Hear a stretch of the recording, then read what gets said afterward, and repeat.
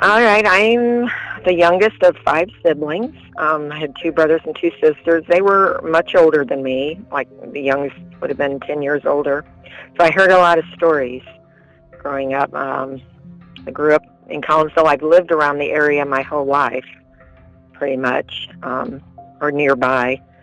I had two neighbors out where I lived, and one of them, I had a friend around my age, so we were best friends. I was born in 1960, so I grew up listening to, my sister played the Beatles music. I heard news stories about Vietnam, and I also remember the day that Neil Armstrong set foot on the moon.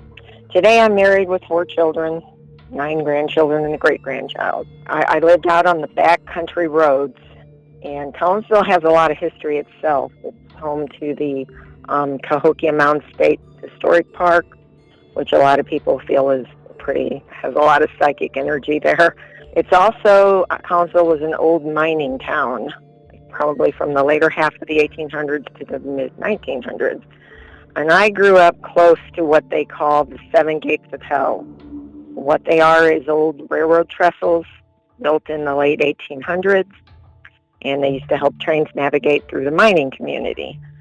Well, the legend is if you go through all the seven gates, starting at gate 1, at exactly midnight, a portal to hell will open up, and the hellhounds will drag you to hell, or you can go in reverse from the 7th gate to the 1st gate, and you're supposed to be able to see into the depths of hell. I've never had a desire to find out any of that or drive through there at midnight. I've driven through there, a couple of them, many times to get from point A to point B.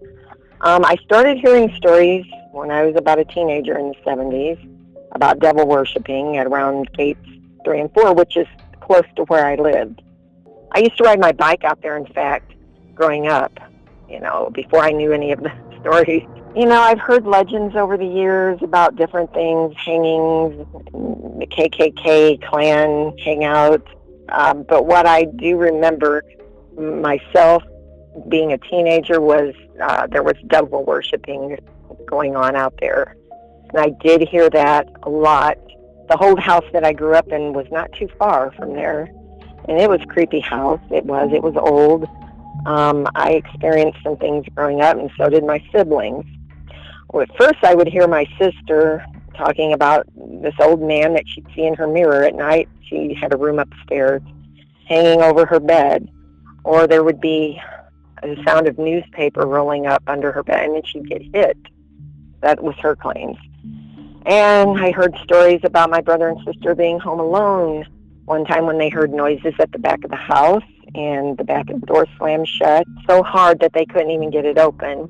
They tried to pry it open, so my brother went and got my dad's shotgun and just sat there in a chair holding the gun until the parents got home. My mom used to work outside the home until after I was born, and then she stayed at home. One day, I guess I was around the age of 6, I was outside in the front yard playing when I saw this old man walking my way from down the lane. I don't know where he came from, just came out of nowhere. He was wearing this long trench-style coat and a hat. He came walking up the road. He stopped where I was and asked me if I lived there in that house. And I nodded yes. He said he used to live there also and talked about how the place had really changed. Then he looked at me, and his eyes were like really wide open. They looked really wild, really scary. And he pointed to the upstairs window, which is where my sister slept. And I looked up there as he was pointing, and then when I looked back, he was gone, nowhere to be seen. That quick. So I ran in the house. I told my parents what happened.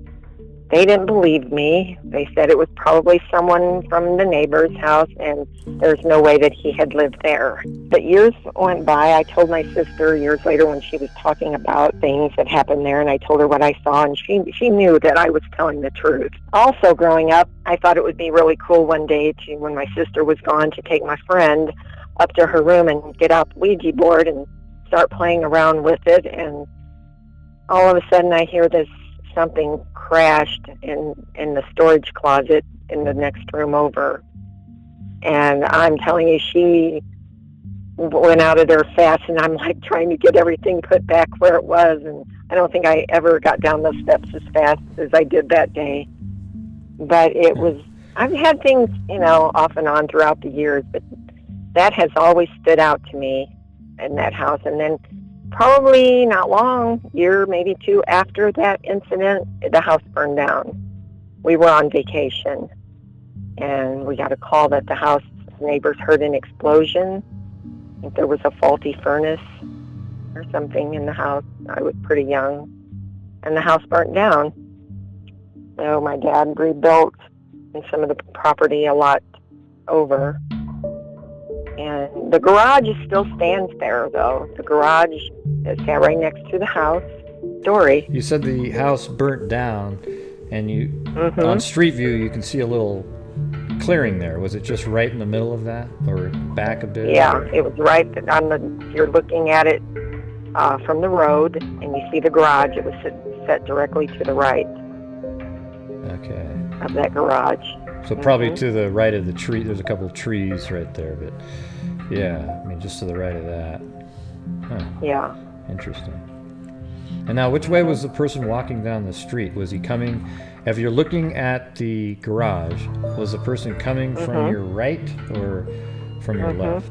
From your left. From the right, because there's a dead end back there, and that's where he was walking up from. I did ask my friend after that, did you have somebody over? He said, no, there was nobody at my house like that, that looked like that. So they did not know who that was. Man, that's crazy. It must have been pretty freaky as a kid to actually have. Yeah, it was. It was. I mean, right afterwards, because I remembered the stories that my sister would tell, and my brother, and the stories they would tell all the time. I would hear them and like, oh wow. Well, everybody, that was Karen Birks' Personal Paranormal Experience, and I really appreciate you coming on. Thank you very much. All right, thank you. And again, Karen Birks, thank you very much for your experience. Now, if any of you want to tell your story, join the Facebook group called Personal Paranormal, and the link is in the description. Also in the description is the YouTube channel, Personal Paranormal, that only has these videos on it. So make sure you subscribe to that channel. This is episode number 6. You'll find the first 5 very interesting as well. Make sure you like and share this video so that we can get more people watching these personal paranormal experiences and sharing their stories. Until next time, everybody, be safe out there.